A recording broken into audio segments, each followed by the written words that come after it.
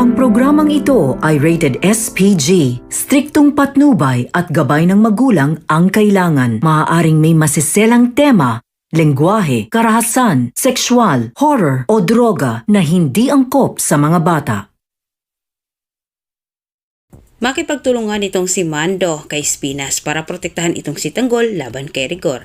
Samantala, lalo namang napasama itong si Tanggol kay Rigor dahil din sa pinalabas ni Espinas.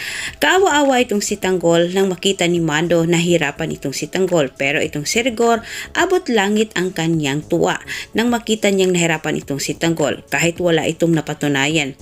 Hindi naman maalis sa isip ni Rigor ang pagdududa niya kay Espinas, subalit pinagsabihan siya ni Mando na tigilan umano ang pag-iisip ng masama kay Tanggol, lalo pat nakita nila ito sa loob ng kulungan. Mali ang hinala ni Rigor dahil baka mamaya sa pag-aaway umano nila ni Tinding ang siyang maging dahilan para ilabas ni Tinding ang totoong pagkatao kay Tanggol.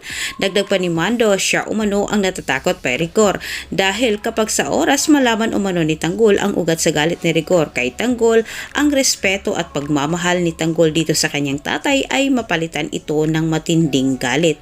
Kampante naman itong si Rigor na hindi umano ito magagawa ni Tinding ang kinakatakutan ni Mando na sabihin kay Tanggol ang pagkatao nito dahil sinisigurado umano niya ito. Balak ni Rigor na paimbestigahan umano itong si Espinas at samantala huli na ring namukhaan ni Espinas itong si Rigor. Nagharap na silang dalawa.